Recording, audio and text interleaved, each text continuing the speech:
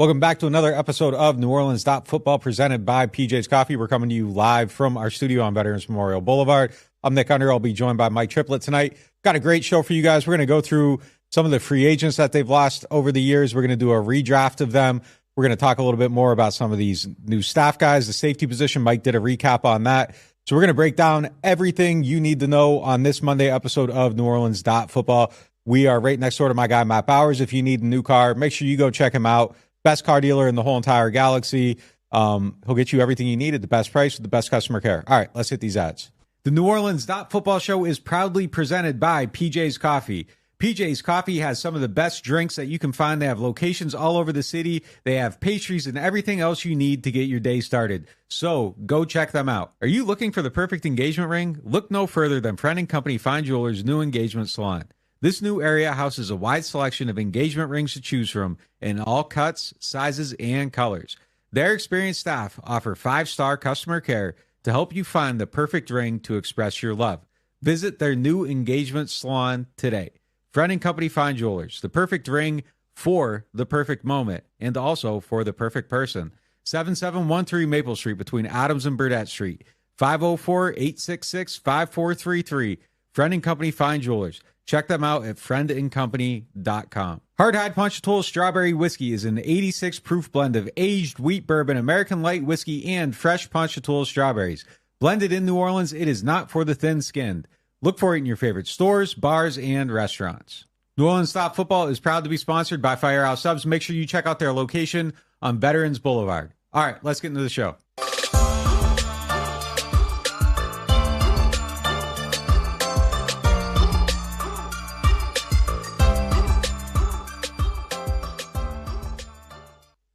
All right, let's get into our lead topic presented by Friend & Company Fine, the official jewelers of the Saints and the Pelicans.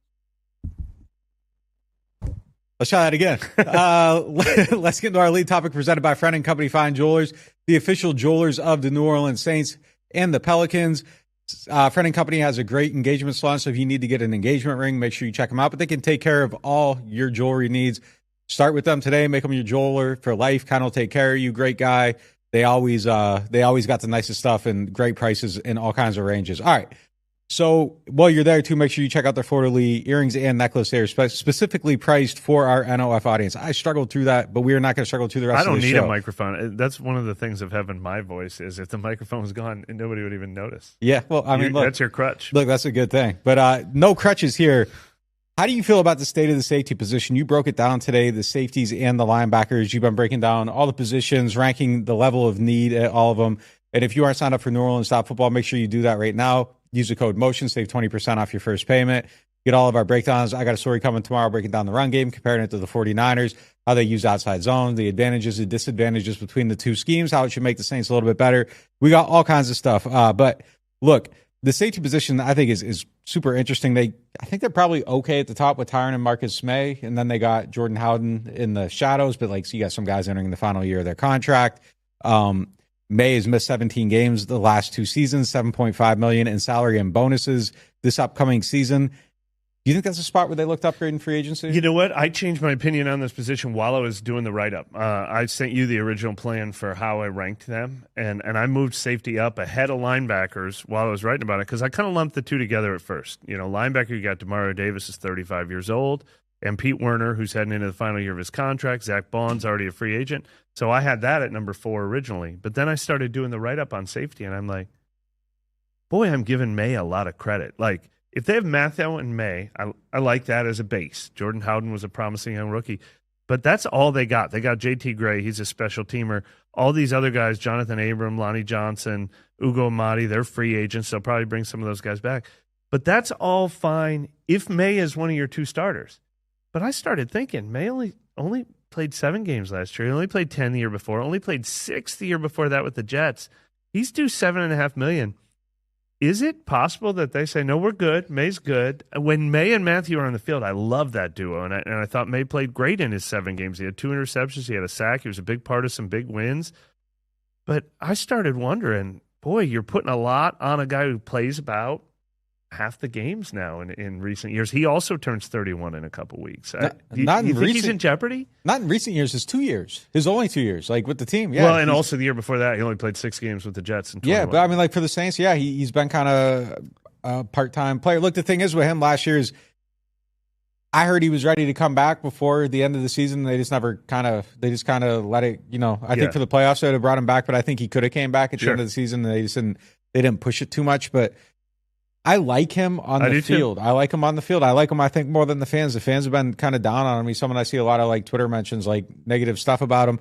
I think some of his run defense at times is a little bit spotty, but I like how he plays. I like his coverage. I think that he was getting better in the scheme. Once he settled in this year, I thought we saw some better things. But I think this is a spot where we've seen their strategy over the years, and they like to be a year early with that succession plan. And I think it's important because you got to bring somebody in, and it's kind of like, if you bring them in and you got other guys there and they're kind of able to sit back and listen and learn, they can listen and learn from the guys that are on the field instead of doing it with live bullets kind of flying at them. And you can bring them along and they learn how to communicate and kind of see everything the right way. But they've always been a year early with that. And the one thing they've done great, and I think if you just go through and look at like the safeties that they've drafted throughout the years, that's probably the position I think they draft better than any other. Like every single safety they've drafted has been good. Like it is a good player. I like the combo of Tyron and Maye again. But it was one thing when they did it, I was kind of like, you're giving away one of your strengths here because you don't have to spend at this position because the way you've drafted it over the years. I think that they've gotten more dynamic play out of it. I think it was important. I think getting those interceptions from Maye and Mathieu last year were huge given the way that they kind of, I want to say, white-knuckled it, kind of just with just, no sacks and some of the run defense wasn't great. You had to produce turnovers. So they did that, but I would draft one for sure. I don't know if it's a free agency thing for me, but I would definitely draft another one. And it's 2 questions for me. It's not a free agency thing if you're keeping Maye. It's only a free agency thing if you're like, let's spend that money on someone else. I think I keep him. Keep him. 7.5 is perfect. If you told me I'm getting 12 games out of him, $7.5 million is great. I think he's still playing at a really high level. It's just, can you count on that? The next question, though, is Matthew's 31 already. Maye turns 31 in a couple weeks. They have Howden, but they have the first pick. I don't think they're going to use that on a safety. I don't think mock drafts even put safety at the 14th pick. They have the 45th pick, and then they don't pick again until probably round 5. So how can you count on getting another young safety? And this year's draft kind of complicated. The honey hole for drafting a safety is kind of 3rd, 4th round. They don't have 3rd and 4th rounders. Yeah. Can you use your 2nd round pick on a safety? I mean, you can't count on it. You never know what's going to happen. It's tough because of the way that they're living right now. Picks. This team needs picks everywhere. It's a luxury kind of going early with it right now. Like you don't have to, but you kind of do down the road a little bit. But yeah, you're missing picks. So if you're drafting one and he's not playing and you're keeping both, I don't know, man. Yeah. I don't know. It's a tough decision. I mean, I don't know if I go out there and spend him free agency though, unless it's a young guy or or if you're replacing him. If you're replacing him, I guess. But I wrote if they don't use a 1st or 2nd round pick or spend big on free agency, then it just becomes a huge talking point next year. Next year they got to do it. But let's say you keep Mathieu and Maye. You like Howden. We'll talk about him a little bit more in a minute. You bring back just a couple more of those guys or guys like them. Jonathan Abram, Lonnie Johnson, Ugo Amadi. I thought those were all nice minimum salary veteran pickups last year. Yeah, I agree. You're keeping Maye? I think so, but I wouldn't be surprised at all. Like that's a football decision where I wouldn't be surprised at all. I think you can get a guy just like Marcus Maye for the same price who might be a little like they signed Maye to that deal now 2 years ago when he was like 28 years old. Is there another 28-year-old in that same level that you can sign to a new deal? I mean, I know that's not the most cap-friendly thing to do, but it's not like his salary is guaranteed. You don't pay him that $7.5 million. You could pay it to someone else. I need to know more about his medical. If I trust his medical, I like him. One thing I like about him, too, is off the field, like he has a maturity in that group that I think is needed within it. Like Tyron obviously has it, too, but I think it's an element of, like, both of them back there kind of do some tone setting behind the scenes as far as, like, hey, we need to approach these meetings different. Hey, we need to communicate different. Hey, we need to be tighter off the field. Hey, like he's one of the guys that kind of calls some people on their BS. And I think that's a huge thing with this team and where they were last year. And it was kind of part of the turnaround down the stretch at the end of the season. Somebody seeing that and calling it out, somebody that's around rehabbing their injury is something that I think is needed in that secondary, just as far as setting an example. Him doing that, I think, was big. I think it's just something that when you get hurt during the season, you're supposed to still be around, and he was. And I think that's just an example that's needed in that group.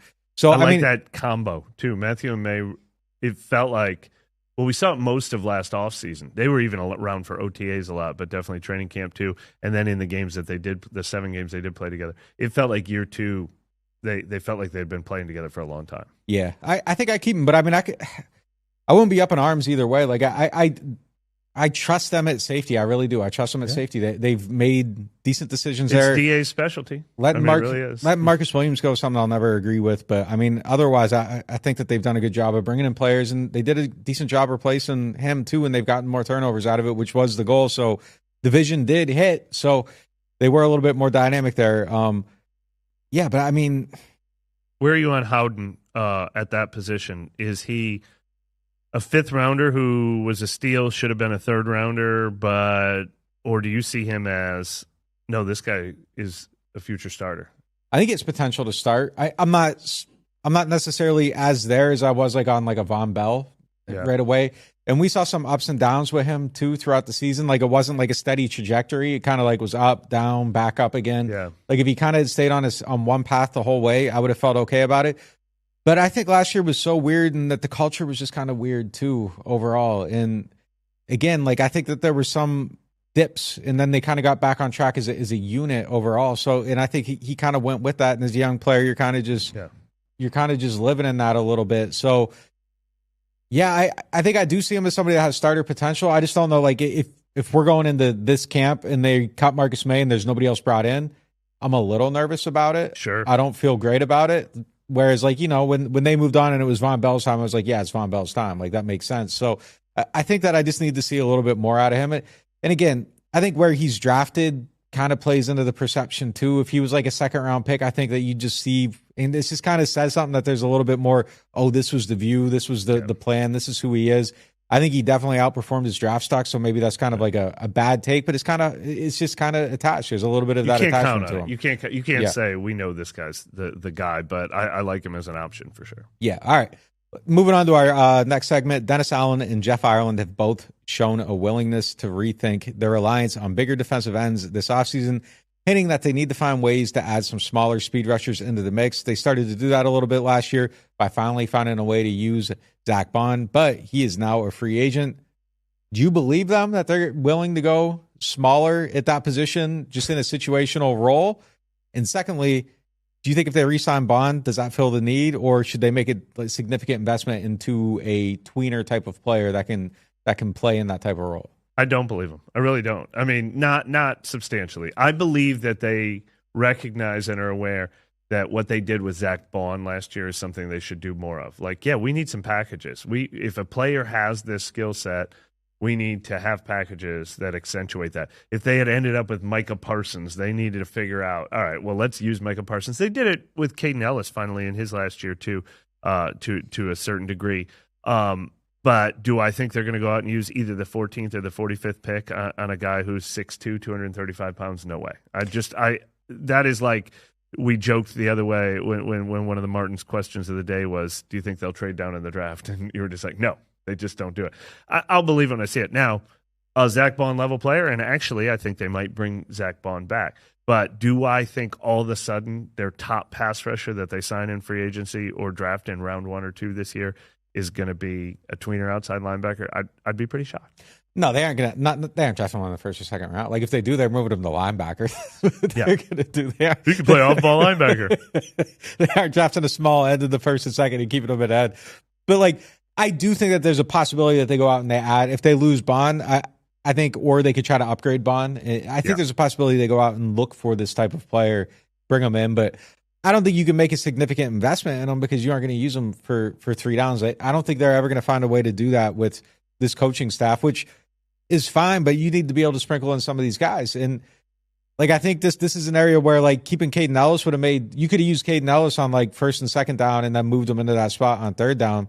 Like that would be the ideal thing if you had Bond in that type of role. But they just, that's one of the things I don't know. Like they use Ellis sort of as a pass rusher in certain situations, but not like as committed to it as Bond. Like, I think if you had done that last year with a guy like him, like you do get the full value out of him. I think they should have probably kept him. But if you can go out and you could find someone that could maybe do it, like a Kyle Van Noy type of player that you can put out there on a third down. I think Kyle Van Noy's a free agent. Is he 38? I don't know. I don't know if he has anything left, but like he's kind of the guy that comes to mind that can like put his hand down, rush a little bit in that situation, and potentially give you a little bit more value. But I don't think it's a significant investment. But I do believe him in the sense of okay, we know we need this type of player. This is how we're going to stop him. Foskey kind of fit that a little bit. You know, he had a little bit more speed. Gangly though, I think, But he's a little bit lighter and a little bit faster than their type. And that was when they drafted him, they're like, oh, he's going to help with this. And he didn't. Look, I hope they bring speed onto the field. I mean, the other thing is not only are their defensive ends big, they're getting kind of old too. Like, I mean, I like big and fast. That would be ideal. that would be ideal. Give me Myles Garrett or something like that. But I have a two-part question for you. First is, when you did the film studies, when you wrote about this last year, when they started doing that more with Zach Bond, what did that do for their defense? Do you think it really made a noticeable difference in their pass rush? Yeah, I mean, they were getting like none, and then they were starting to get some. Yeah, I mean, I think it's something that they should definitely look at. Look, I don't know Bond's exactly. That's my second question. Is first of all, we like the idea of what they did with Bond. My second question is Bond, like, do you bring back Bond, or do you find someone else who's better at doing that? I mean, I don't think Bond will cost anything. So, yeah, I would bring back Bond, but I would try to upgrade it, too. I don't think it's him. I think it's the idea. Right. The idea is kind of the thing that you like. Although, like, to be fair to Bond, that's what he should have been doing all along. Absolutely. I mean, he had like 15 sacks as a small edge rusher in Wisconsin, and they moved him, and then they didn't use him. So when he used him at that, it's like, yeah, I've been here the whole time. This is what I do best. So he is pretty good at that, but also, look, the thing is, better guys at it too. If I'm changing someone's position, it's a 7th rounder. It's Caden Ellis. It's not a 3rd rounder that I traded up for to get. Like, that's nuts to me. Like, you're taking someone in the 3rd round and you're completely changing what they're doing. Like, you aren't drafting Villanova's power forward thinking he's going to be a tight end in the 3rd round. Like, and it's almost the same thing. Like, you're asking someone to do like a completely different thing. Like, if you're going to do that, take them late. Like, take them late, have the project, and if it busts, who cares? You know, but your 3rd rounder trying to force him into this, and it doesn't work, and it doesn't work, and it doesn't work. It shouldn't have taken until the last year of his contract to say, like, hey, you know what? Like, maybe he's good at this thing he was good at, you know? Like, it's like, what the hell are you guys doing?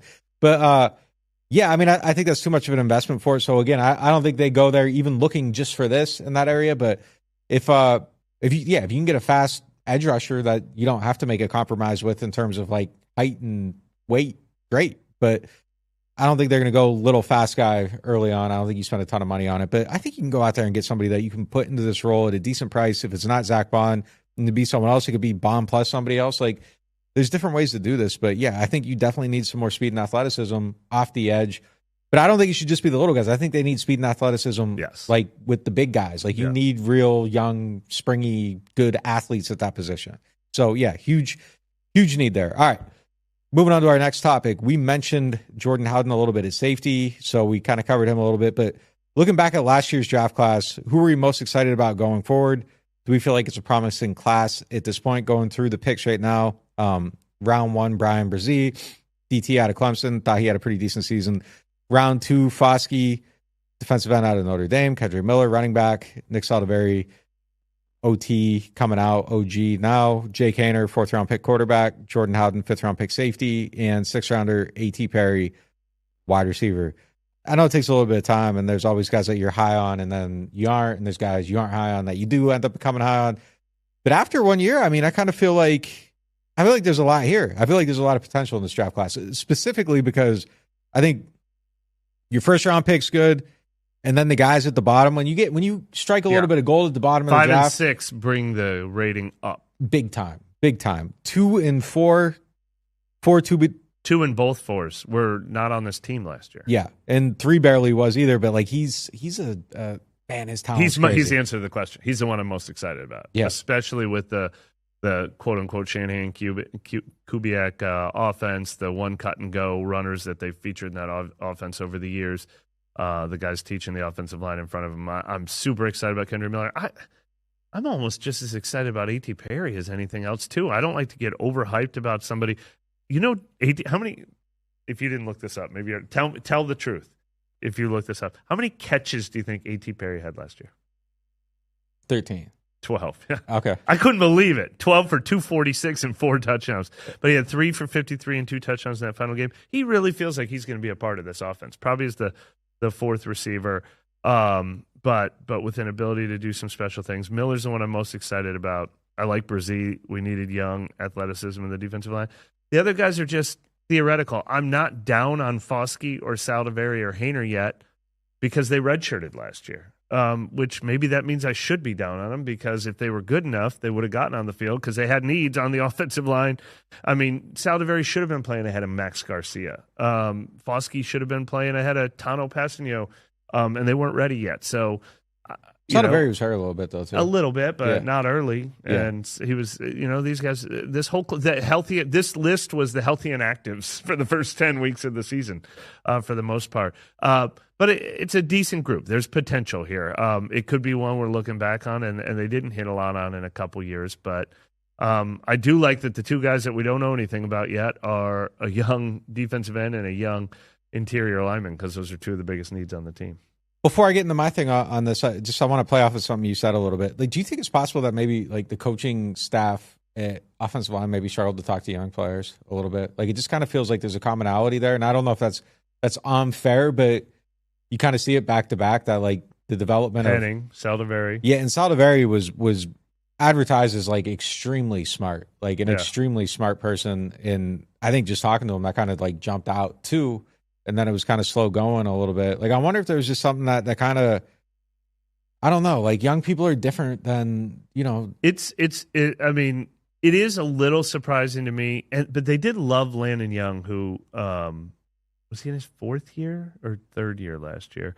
And they really trusted him a lot. But it is surprising to me that Saldiveri was never a guy that they just threw into the fire when they were down to their 8th and 9th options.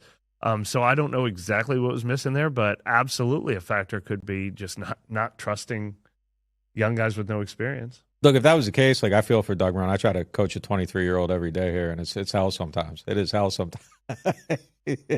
Like chewing on an eraser. Oh, man. They just gnawing on him. All right. Anyways, yeah, go to the draft class overall. Like, I kind of like a lot of the potential here. I think my guy, it would have been Kendre. I think my second, I don't think that we talk about Brzee enough. Like, you have 4.5 sacks as a DT, as a rookie, and it felt like he was figuring things out. And that was, I think, our number one need for the whole team last year. Yeah. It felt like he was figuring things out. I don't know that it was like dominant, like there's pressure every single player or whatever, but he had a good amount of pressure, though. Like, it was a solid pressure numbers. The sack number was crazy. He got 2, I think, against the Giants. He had a 2-sack game against the Giants. Am I remembering that right? I think don't remember which game that was, but yeah. He also had 2 very like game-changing plays that didn't count as sacks. He had, was it week 17 on the road win at Tampa Bay where he grabbed the guy by the helmet to get him off the field in a critical situation, and they called it like a horse collar, but or a face mask, and it really wasn't. He got a personal foul penalty when he should have had a tackle for loss. He did make plays. I love the way he carried himself too. He gave it back to Cam Jordan. Like Cam Jordan's always needling the young guys. He gave it back to him. You could tell he was a 4-year starter at Clemson. He carried himself with so much confidence. He's got to get his pad level down. They talk about that all the time. If he's going to be an effective player in this league, he's got to figure out how not to play so tall in that position. But you couldn't. He played all 17 games. There was a little bit of a health issue that probably was the reason he fell as far as he did in the draft. His health history in college. You really can't ask for a lot more from a rookie year from him. Dude, if a DT getting 4.5, 5 sacks every single year, like that person's going to be extremely rich. Like that's good production out of that position. And again, it felt like he was just kind of figuring things out a little bit. He felt a little bit raw at times, and like still learning how to play the run, all that stuff. But like, yeah, I think he has potential to be really good. As long as he takes advantage of the opportunity, keeps developing, all that stuff. Like you said, figures out the pad level. I'm excited about Saldiveri if he ever gets on the field. The idea of him fits a lot of the stuff they're doing. Obviously, A.T. Perry, I mean, it feels like they stole a guy there. I still want to know what the issue was, and I've asked a million people, like, what was the character thing that dropped him? Like, you talk to him, he seems – and again, like, I covered the Patriots – like, I don't want to say what I was about to say, but like I've covered people that have done crazy stuff off the field that you thought were great in the locker room. So our interactions with people are tough to judge people on, but like what we've seen from A.T. Perry seems incredibly mature. Like seems incredibly nice. Yeah. Mature. Like it doesn't seem like kind-hearted. He doesn't take to coaching. Like, yeah. So like loves the game, was super excited. Like when he wasn't playing, like I would go over and check with him, and like his attitude towards it was great. Like, you know, Derek Carr gives out shoes to everybody. Like he has the Ofos on before everybody. Like he's a team guy. The story with A.T. Perry was that Jameis Winston comes in on Tuesdays on their players' off day. He says anyone was to come here at like 8 a.m. and work with me, and A.T. Perry was there with him every Tuesday. Yeah. Yeah. I mean, it's again like what they show us and what happens away from field can be two completely different things. But like hearing that about A.T. Perry in the meeting was like, wow, like this makes no sense. Like it makes no sense whatsoever. But I've asked people. Saints, other teams, colleges, like I can't find out what it was. I'm dying to know. If somebody knows, hit me up and let me know. Like I don't even got to report it. Like I just want to know for my own knowledge. Like, yeah, and then the one that stayed. I mean, Foskey and Saldiveri are similar. They traded up for Saldiveri, so even though he's a 4th-round pick, they traded up and took him at the very first pick of that day. Right? He very easily could have been. They obviously would have taken him in the 3rd round if they had a 3rd round on him. So Foskey and Saldiveri. I mean, they're just complete unknowns. But I mean, Foskey was the 40th pick in the draft, and I kind of forget about him. Like when I think of the defensive ends, I think of their top 4 defensive ends, and I'm like, oh yeah, and the guy they just drafted number 40 overall. So if he's anything, if he becomes the rotational 3rd, that's huge. At a position where they really need it. One thing I think they got last year is like I like Foskey's character, I like Brzez's character, I like Saldiveri's character. Kendre seems solid from what we've known of him. Howden seems great. A.T. Perry seems like a great guy. Hainer had the suspension. We didn't really talk to him much this year, but like it seems like they got some solid dudes in the shot. Like I'm excited to see how Foskey comes back too, because I mean you have the production and the traits. Like it just didn't come together this year. I want to see if he can put it together. Like I'm not ready to give up on him, even though he had a tough and frustrating year. And also, don't give up on us while we're away on this ad break right here. We're going to take a quick break. We're coming back. We got a lot of good stuff for you guys coming up. We're going to do a snake draft of departed free agents. That's going to be kind of fun since 2020 to kind of see who we're thinking were the most valuable guys that were taken away from this team. We got your Martin's question of the day and some other stuff. So stick with us and we'll be right back after this really, really short and quick break.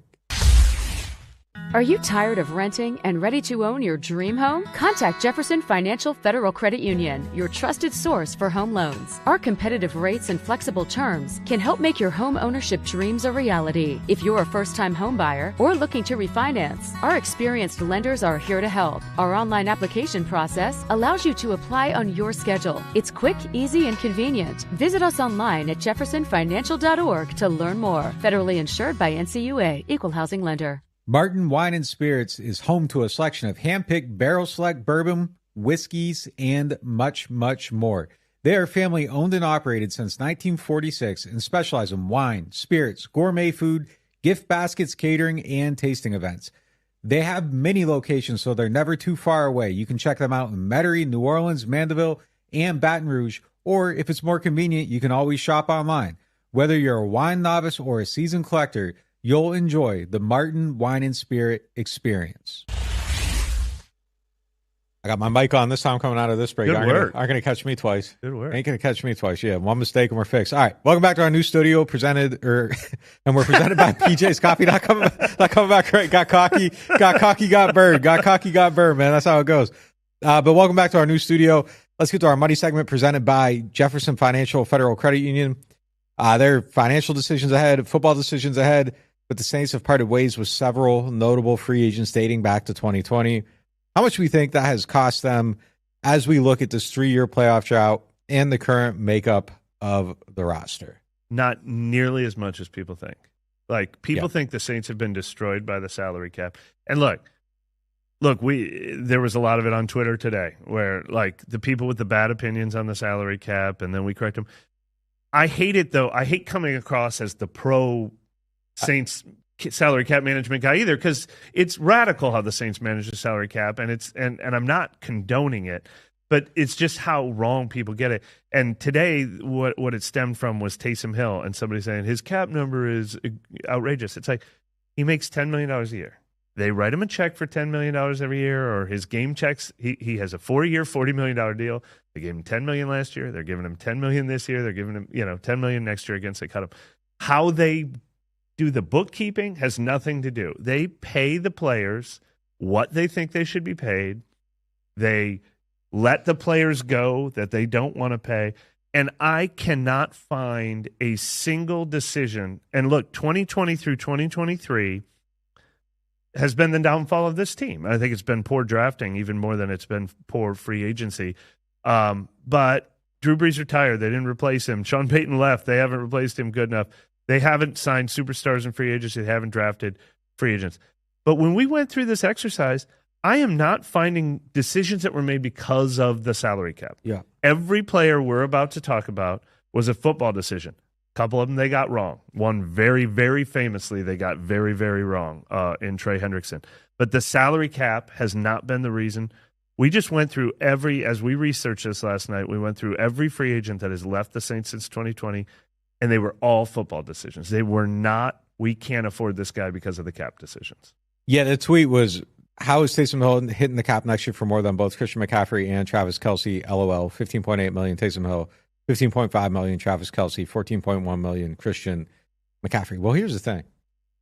He's not hitting the cap for $15.8 million. Yeah, they're going to restructure it. Yeah. Look, here's the thing. Say Taysom's overpaid. He isn't a $40 million player over 4 years. I agree with that. He is overpaid. He shouldn't be paid as much as he is. It's insane, especially now that the idea of him playing quarterback is over. So it's nuts. It was nuts when they did it. It's more nuts now. Like, they aren't getting enough out of him. He's probably got to take a pay cut.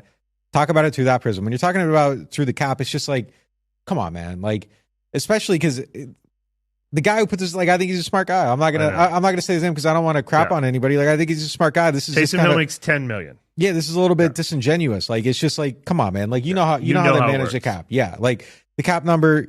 It is what it is, and that's not his cap number because it's going to go away. His cap number when he's off the team is going to be really high. Talk about that one. Like, but then talk about how they're moving somebody else's, and his cap number is super low. Like, it's just, don't use the cap number to illustrate like the value and all that, especially on February 19th, because that's not the cap number on September 1st. His cap number is like Marshawn Lattimore's right now is $13 million. Well, guess what? He makes $20 million a year, and he's $13 million. Does that mean the Saints are brilliant? No. If you're not going to say the Saints are brilliant for having Marshawn Lattimore's cap number, or Derek Carr's cap number last year was like $12 million, even though he makes $30 million a year. Yeah. If you're not going to call that brilliant, don't call this foolish. They just move money around. You can be annoyed by it, but you're right. It's disingenuous when you pretend like somebody's cap number is how much they make. And as you were saying, I hate it because I've become like the face of the argument, and I deleted some tweets today because it's just like, I'm not doing it. You don't want to be pro Saints because they are not managing things well. Yeah, but I'm not pro. Like, I don't like the way they do a lot of their cap stuff. I think it's reached a point where there's like,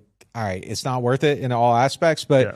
I cannot stand when people are out here making these statements because it makes me. It's just like you're misinforming people, and it's just it's like someone drops in every year and they see this thing, and it's like a new person every year, and they're like, oh my god, like I'm gonna get in on this. And they always say, here's the funny part. They always say, oh, it's finally costing them. We've been saying since 2011 it's going to cost them, and now look, it's cost them. No, it hasn't. Yeah. It never has. Like. It did a little bit with COVID, but you can say that you don't want to do it this way, but there is not this clock ticking down to they could theoretically do this forever if they want to. Yeah, they could. Yeah, and here's the thing: like the people that have been watching this and covering this debt crisis for a decade and a half, like just shut up and let us talk about it. Like just stay away from it. Like you don't understand it. It's okay. Go get worked up about the Eagles who work the cap the same exact way. Like, go get worked up about them as well. Like, so just I just saw today that the Vikings signed Marcus Davenport, who we're about to talk about, to a 1-year deal with 4 void years last year. Like, it's just what people do now. And they push back his thing. That's just kind of how it works. All right, let's go through some of the guys that they've lost since 2020. Von Bell, Teddy Bridgewater, AJ Klein, Eli Apple. They all left in 2020. 21 notable guys. Trey Hendrickson, Sheldon Rankins, Alex Anzalone, Janoris Jenkins, Emmanuel Sanders, Jared Cook, Justin Hardy. Shout out to Justin Hardy. That's my guy. 2022, Teron Armstead, Marcus Williams, Quan Alexander, I guess. 2023, Marcus Davenport, David Onyemata, linebacker Caden Ellis, defensive tackle Shai Tuttle, wide receiver Deontay Hardy. All right. So as we go through this, I want to go through this exercise with you. Yeah. Let's do a snake draft. All the names we just said, plus some others. You can pull out some wild cards there. I just kind of rattled out some of the notable guys. Snake draft, you take first pick. I'll do the next two, then you do the next two. Then yeah. So, fantasy football, two guys here. Who's your number one pick out of them guys if you're bringing them back for this team? All right. I'm going to pretend like money is no object for my team. Yeah. Who did they miss? Obviously. Who left a huge void? And I think there's only two potential number one answers. And I went back and forth here. But I'm going to go with Teron Armstead because out of Teron Armstead and the guy who I'm sure you're going to pick next, Armstead is the guy who was already all-pro left tackle, Pro Bowl left tackle, went to his new team. He's continued to be a Pro Bowl left tackle. Left tackle is super important. They haven't replaced him at left tackle. They've whiffed badly trying to replace him at left tackle. The offense has cratered the last 2 years. The offense cratering is why they've missed the playoffs. The run game has cratered the last 2 years. It's why they've missed the playoffs. It's why they fired Pete Carmichael and brought in another guy. If I never lost Teron Armstead, now I understand why they didn't give him the 5-year, $75 million contract that the Dolphins gave him. He has a huge injury risk, and he, again, only played 13 games his first year with the Dolphins and 10 this past year. And he's already talking about retirement being possible just 2 years into that 5-year deal. So I understand why they did it. But if I could go back and be like, you never have to lose anybody, I'd like to keep Teron Armstead until he retires. Here's the thing, too. They were going to bring him back if they got Deshaun. Like, that was a conversation. That's why it took him so long to sign that offseason. He was waiting because that was a possibility. They thought they were getting Deshaun. He thought they were getting Deshaun. Deshaun thought he was coming here, and then he wasn't. And so then he goes to Miami. So that was a real thing. Like, it wasn't a cap move. It was a health plus cap move, I think. And then they let him go when it didn't make sense. So I mean, I understand it. But yeah, I mean, look, my next two guys all due respect to Teron, he wouldn't have been my 1 or 2 pick. So I got my 1 and 2 guys here. Trey Hendrickson's my number. I'm taking him at second, and then I'm taking Marcus Williams third. These are two guys that always get classified as cap decisions. Yeah. Trey absolutely wasn't. We've talked about it a million times. That was a misevaluation. It was a talent thing. Not a good decision. That's a very poor decision. And to be clear, but it was a football decision. To be clear here, that's worse than losing them because of the cap. You just didn't know what you had. Like, that's worse than losing them because of the cap. Marcus Williams, I've seen that described that way, and I buy it on one hand. On the other hand, they went out and they got Marcus Maye and Tyrann Mathieu right after, and they were costly players. They could have kept Marcus Williams if they wanted to. They could have got his cap lower number than those two guys combined cap number. I do think Marcus was a little bit of a cap thing. It was a little bit of a squeeze, but they also wanted to get franchise tagging him the year before, which is super cap unfriendly though. So like they weren't afraid to take that big cap hit when they won him. Yeah, but they liked the value better in Mathieu and Maye, I guess. I mean, he's the only one that I see where it's kind of like it feels a little bit financially driven though, because you have a player in his prime, one of the best players on your team. I do think that he was always a little under. I think they hated, and I know they wanted to be more dynamic at the position. I had heard that at the beginning of that season before, like after Williams was tagged, like we want to get more dynamic at that position. I've mentioned Tyrann a bunch of times throughout that year. Yeah. If you want to go back and look at it, it's there. That was somebody they were kind of like circling is coming in, making more plays.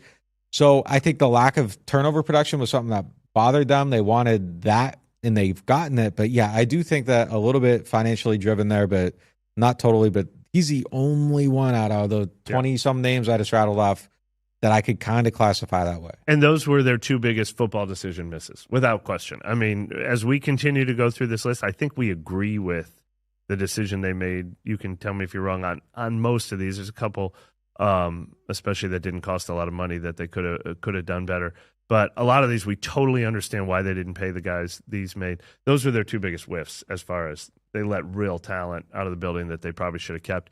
The only reason I put Armstead higher is just because I think the offensive line has cratered more since he's gone than the defense cratered since those guys went away. They've done a better job replacing those guys than they did replacing Teron Armstead.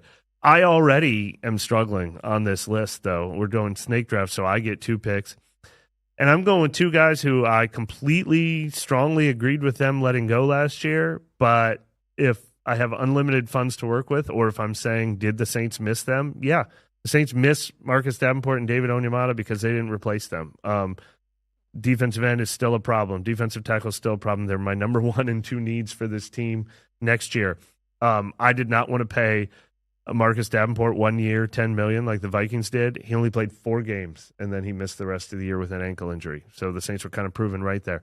I would not have paid David Onyemata 3 years, $35 million. He was starting to tail off a little. The Saints' run defense was a problem in his last year. It wasn't just after he left. I did not want to pay him that much money. But if you were allowed to keep everybody forever, and who do they miss? They miss those 2 defensive linemen that they haven't replaced well enough since they left. Yeah, I mean, I'm cool with that. I don't know if I would have put Davenport that high just because he misses so much time, but like the talent's crazy. The talent's crazy. He was 2 years ago. Dennis Allen famously, like, offhandedly referenced him as the best player. And I agreed with that. Yeah, and then he ended up missing a ton of games. And they missed that. I mean, he's gone because he couldn't stay healthy, and because he constantly battled confidence issues. He constantly battled motivational issues. He's never going to live up to his talent. He didn't live up to his talent for the Saints. He didn't live up to his talent for the Vikings. But they miss what they had from him when he was on. Yeah, look, I mean, he was better than him for 4 games this season is better than what they had. Those 4 games would have been the best 4 games they probably got out of defensive end. He got 2 sacks in those 4 games. Yeah, so, yeah, I don't know. The fact that he can be 1, 2, 3, 5th on this list, I mean, kind of just speaks to how. There's other guys who have done better, and I think you're about to draft one probably, but when I'm really thinking, what do they miss? They miss peak Davenport. They miss him bad. They haven't replaced it. I'll give you that. But yeah, the fact that he can be 5th on this kind of speaks, and it's not like outrageous. It speaks to just kind of where the talent is. That's gone. Next up, I got Alex Anzalone and Caden Ellis. Anzalone finally kind of put it together and had a really good season. Been captain, leader for the IT team in the NFL. I never saw it coming, I got to admit, and credit to him. Yeah, I don't know if it's just a flash in the pan or he had like his peak season right now, and that's the best he's ever going to be. But yeah, I mean, the talent finally came together, health came together, leader of that team, culture guy, flashed in the playoffs. Shout out to him. I don't think Caden Ellis had a great season for Atlanta, but I think he would have gave the Saints something they were missing last year, just as that blitzing linebacker. He kind of came into his own in that. Fit the scheme really well. Didn't have any sacks last year. So if you're looking to bring something back, I think that's a trait that they definitely could have used. All right, my next one, I'm going to go Teddy Bridgewater. Now, when he left, he made like $21 million a year. So there was never even a conversation about keeping him. The only thing I would like to do if I could rewrite history with Teddy Bridgewater is, so many people blame the Saints for not having a succession plan for Drew Brees.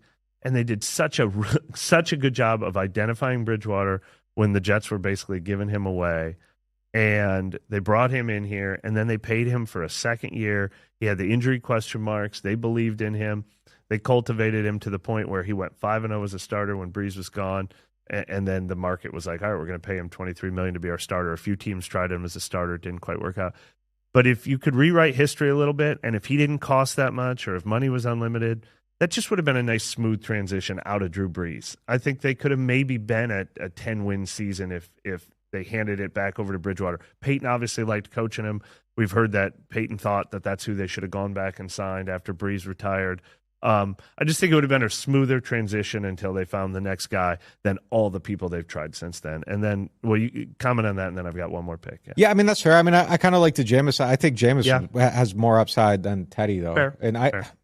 I never believed in Teddy like that. And I mean, no disrespect to Sean Payton, but like his commentary on succession plan quarterbacks doesn't really carry a lot of weight with me. Like he was wrong on everybody. Yeah. Like he really was. Like every guy that he thought was going to be it wasn't it. And he was convinced, it's Taysom or Jameis. Like it wasn't either. It wasn't Teddy. So look, but bringing in Teddy the way they did was one of the smartest things they ever did. They got him. They traded a 3rd-round pick for him. They got the 3rd-round pick back. Yep. All it cost them was money, and they kind of delayed that. They got to audition a guy with good pedigree that he almost got there. Taysom almost got there. Jameis almost got there. Like, yeah, but I mean, you're right. Just kind of riding out with one guy through it, like fine. But for the cost, the price, Andy Dalton, like I think Andy Dalton was better than I think Teddy. they were. I always compared them. I think Jameis was better. Yeah. Taysom was right there. Like I just hate that they went through so many guys. Like if Bridgewater was coming back for his 3rd year in this offense after Brees retired, it's like they kind of had a guy, and that's the only thing I was thinking there. But I'm not married to it. Yeah, I mean, I think they saw the best of him, and I think the record covered up a lot of what was wrong. I really do. I mean, agree. I was lower on Teddy than I think anybody else. So like, I admit that, and it's kind of. But yeah, I mean, I just don't. I don't know. But like, I would bring him back. It's fine bringing him back. I was going to bring back if you didn't bring him back. Andy was going to be my next pick, but I'm going to go a different direction because. And then I'm going with another guy that I don't think you ever liked as much as Sheldon Rankins. Just it's the same thing with Davenport and Onyemata. I mean, when Sheldon Rankins was on, I thought he played at a Pro Bowl level for about a year, maybe a year and a half. And funny enough, he's been way better than, he's still just 29 years old, and he started 16, 15, or he's played 16, 15, and 15 games the last 3 years. He had 6 sacks this year and a fumble recovery for a touchdown for the Texans. He's still out there kind of doing it. It's just, I've used 3 of my 5 picks now in Davenport, Onyemata, and Rankins. I agreed with the decision to let all 3 of them go, but here we are for the second straight offseason where, spoiler alert, when I'm doing my rankings, I'm going to be saying that defensive end and defensive tackle are my top needs for this team. It's just they had first round. Those are the Onyemata wasn't a first rounder. Davenport, Rankins, first rounders. They had talented guys, and they haven't replaced them after they let them go. Yeah, my only issue with Sheldon is the highs and the lows. Like you get 8 sacks, 6 sacks, 1.5, 2. Like it's just kind of he's so inconsistent. But yeah, I mean, I think when he's on, he's really good, and they could definitely use him right now. He's someone. He should probably be higher on this list given the fact that he just had a 6 sack season. Like no kidding. He probably should have been up there like rating that Onyemata Davenport cloud. So that's a miss on my part for taking other guys ahead of him. I'll just close it out with Morstead, man. They could use a better punter. Bring him back. Bring him back now. I blew it. I don't know why. I don't know why. Morstead's my guy. And funny enough, if we were going another round, I might have picked Justin Hardy. He had a Pro Bowl season. He was next on my list after they let him go. Morstead's my guy, and hey, maybe he'll come back and solve their punter problem now. I hope he does. I hope they're looking for something else. All right, let's close this out with the Martin's question of the day. Martin's is home to a wide selection of hand-picked barrels, select bourbon, whiskeys, and more. Martin's, so much more than just wine. I was just there today. Had lunch there. Got the Cedric sandwich. It's outstanding. Go try it out. All right. This question, and speaking of Cedric, this question comes from my guy Cedric. With limited cap space, was the sandwich named after him? I don't know. It could have been. It could have been. Man. With limited cap space and high draft capital likely used elsewhere, how do the Saints plan to address their ailing run defense? Keep Roach and then add some more talent. Maybe keep Roach, but he's going to be coming off a major injury. He ain't going to cost nothing, man. They got to resign. He won't cost anything, but all right. And this is not Brzez's strength. And Saunders and Shepard weren't really it. I mean, I like Davis and Werner. I don't know. I mean, this is why I would love it if they could add another defensive lineman. And we keep saying I'd spend real money on it, a defensive lineman that helps. But I think it's got to be done with talent. They tried to change their approach a little bit last year. They brought in Todd Grantham as their new coach. They said they wanted to get more athletic and attacking up front, and they went from 24th in run defense to 22nd in run defense, even though they changed out the personnel, the coaching, and the approach. I'm concerned. I'm concerned that I don't see an easy fix. Yeah, I mean, look, they got to get somebody. They got to get another player, I think. The thing is, though, is that it shouldn't – if you want like a run stopper, they don't cost a lot of money. You can go get a Tyler Davison type player for nothing, but – I keep Roach in the building. I try to keep Saunders and Shepard. Probably so. I mean, they're under contract. But I think you can just add one more guy that just doesn't. It isn't going to cost a lot. You can get a nose tackle or run stuffer, a couple $1 million. Like they really don't cost anything at all. So that's what I would do. I try to get someone else. But yeah, you have to address it with that. I mean, it's just it has to be done. Your ends got to play better. I think that's part of it too. Is that you didn't have the same production from your ends this year in run defense. You aren't playing with the lead anymore. That'll help a lot if they have a better offense. So that's something that can play a role in it too. I mean, we talked about how excellent their run defense was, but it was because they were leading every game. That helps too. Like your run defense is good, and then when you're leading games, good run defense becomes great. And it's the same thing. If you're average and you're playing with the lead a lot, your average run defense is going to end up ranking top 10 because they're just not on the field in a lot of situations. So it's exposure too. So they got to be better on offense, and I think you got to get a run stuffer in. Both those things, I think, have to happen for them. I think their biggest rival in the NFC South is going to continue to be the Falcons, too. They better prove they can stop Bijan Robinson. Yeah, no doubt about it. All right, that's going to do it for us today. We appreciate you guys tuning in. We'll be back Wednesday with another episode.